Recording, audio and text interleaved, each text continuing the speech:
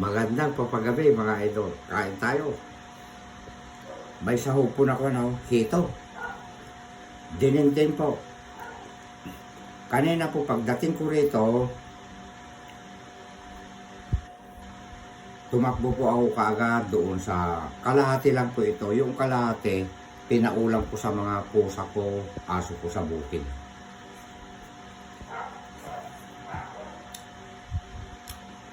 Dito po ako kumakain hapunan.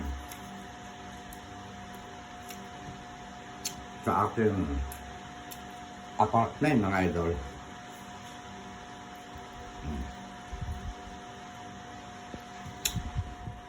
May sahog pa na dilis. Yung tira ko kagabi na dilis, isinama ko na rito. Para hindi po masayang.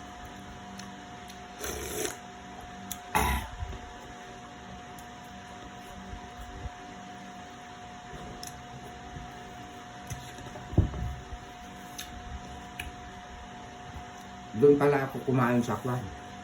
NA Pacific. Kabanatuan. Ang sarap po mga idol yung rice nila. May nagtatanong bakit daw kulay dilaw. Siguro nilagyan ng star margarine.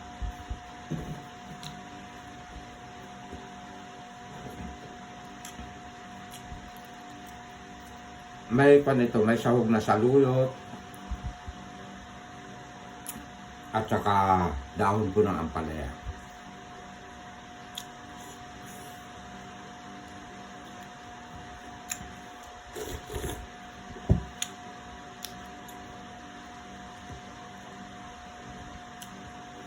Hirap akong magkutsara magtinido. Pero pagka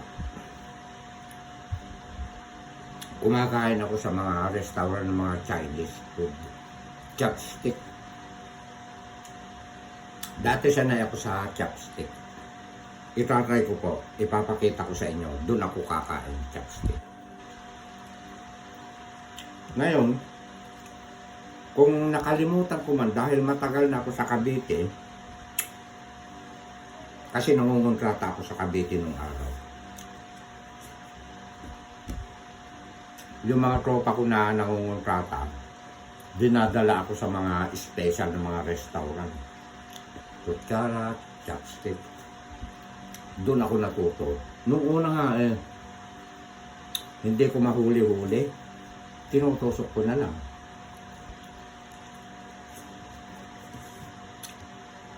Hanggang natuto rin ako. Marunong din akong magkutsara. Kaya lang naaasiwa ako. Mas masarap pa yung kinakamayo. Kukurutin mong ganyan, igaganyan mo na. Di ba?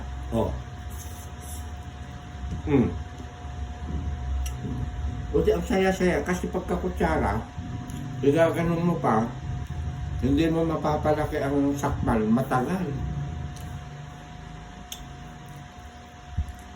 Ito kamay, igaganon mo.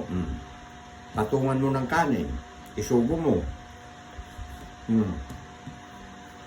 Hihigop tayo. Kung kutsara igagano mo, naku, matagal. Salulo. Hindi ako nakakuha ng yung data ko.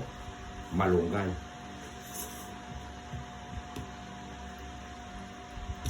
Ang sarap.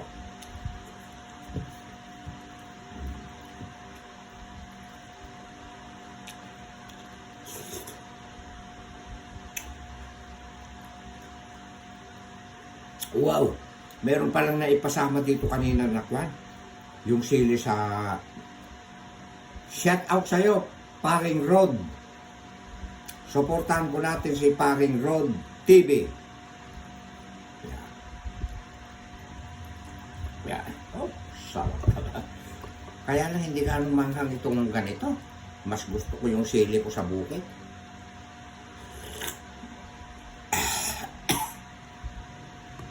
Pwede na rin.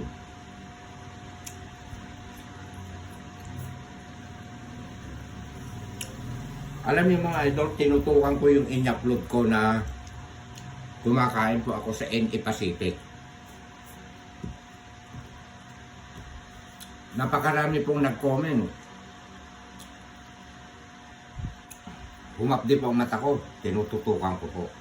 Kasi naliligayahan po ako sa mga comment yun na magaganda.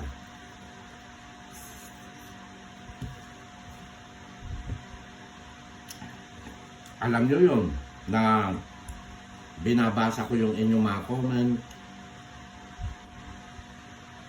Yun ang tinatawag na pag-i-engage.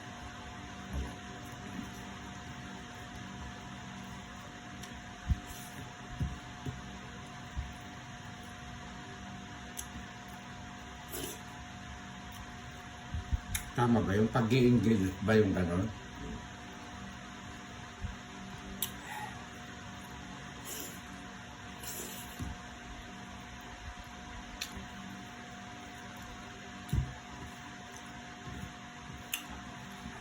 Natatakot ako minsan din kumain na sa kwan.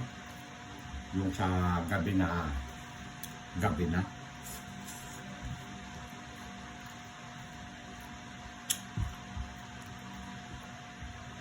Ang tutukain ko talaga sa tanghali kasi hindi ako nag-uumagahan.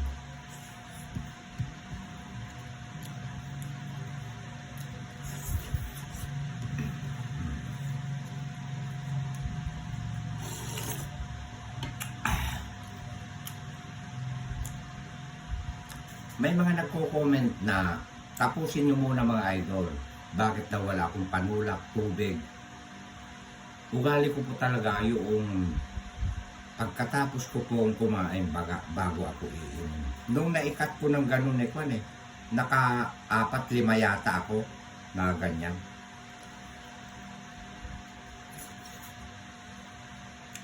Isang pitsil dinala.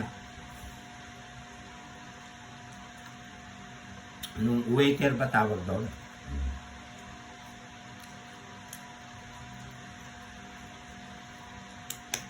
Kaya yung sabi ko, yung nagdala, yun din ang nagdala ng tubig ko.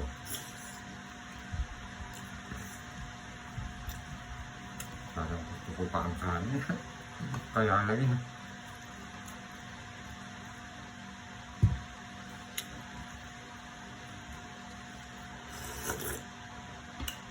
Wow.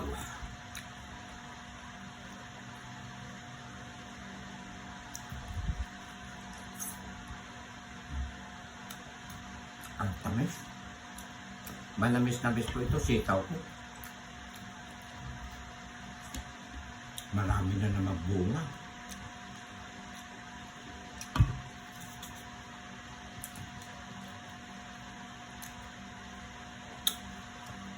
Total,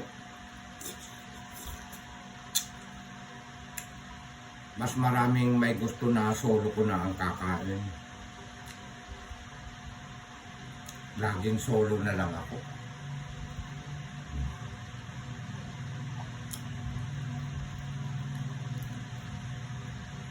Dahil kasi kapag kasolo ko po,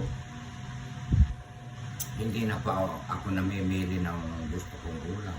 Pwede po kahit wala ng hito, wala ng bangus, pagkasolo ko lang po. Konting bagoong lang sibuyas, luya, pitpitan ko ng kanlang.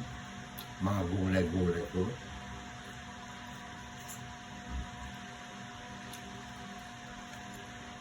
Nakakain ko lahat.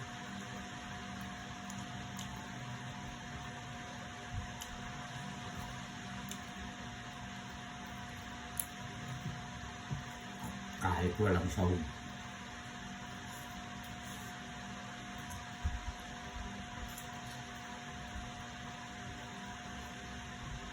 Ngayon, yung gustong makita ako ng personal at gusto nila akong kamukbang,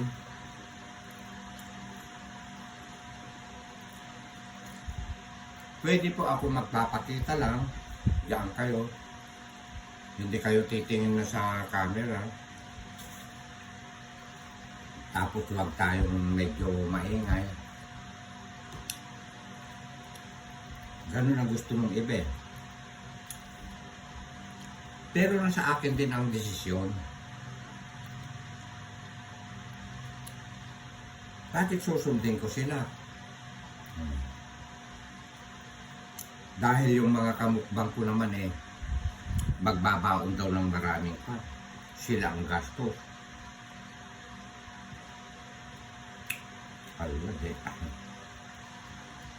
Kung ano lang yung dadalhin nyo, ma'am, sir, na imumukbang natin sa bukid ko, okay yun. Hindi ako tikisan. Wag lang po kayo magdadala ng karne. Tatanggihan ko po. At saka kung mapapanood nyo ito, wag nyo nang itutuloy na bibili po kayo ng mga putok bato. Isda po. Yan, ganyan. Galunggong. Hindi ako maselan. Favorite ko pa ang galunggong. Favorite ko po rin po ang ulo ng salmon. Tapos kinilaw po na tanigi na sariwa. Saya-saya. At saka yellow pain na malalaki sariwa. Favorite ko yun, hindi po ako maselang. Joke lang po. Mahal yun, ano? Tama na po yung tuyo. Ay, tuyo yung galunggong. Gusto ko po yung up and down kung tawagin. Ulo ng manok at saka paa. Ititinola natin.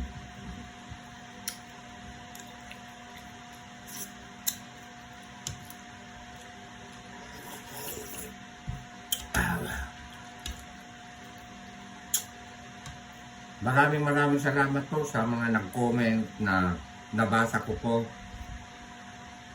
sa pagkain ko sa NA Pacific sa parting Canada, Tuan City, Nueva Ecija.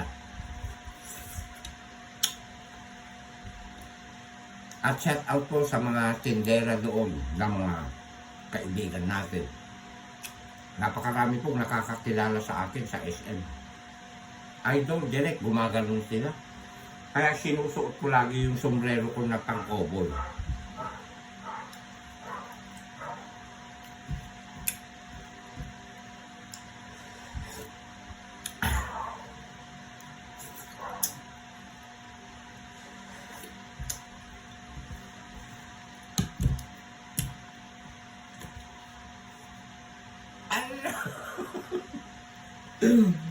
May nag-comment pala. Siguro nung kabataan ko pogi raw ako. Talaga po, napaka-pogi ko nung kabataan ko. Dahil mula maliit ako, tinupuri na ako ng magulang namin na napaka-pogi ko. Allah! Maglilitaw na nun mga letter B nun. Alam mo yung kayong mga letter B? Hindi ako galit sa inyo. Kung wala kayo, hindi sisikat, si direct. Kikindatan ko pa yung mga letter B na ang gaganda. Ay, ito naman kabila sa mga followers, viewers ko. Ay, flying kiss pa sa inyong mga. I love you all. Mga letter B, followers, viewers. Ikat mo na, direct.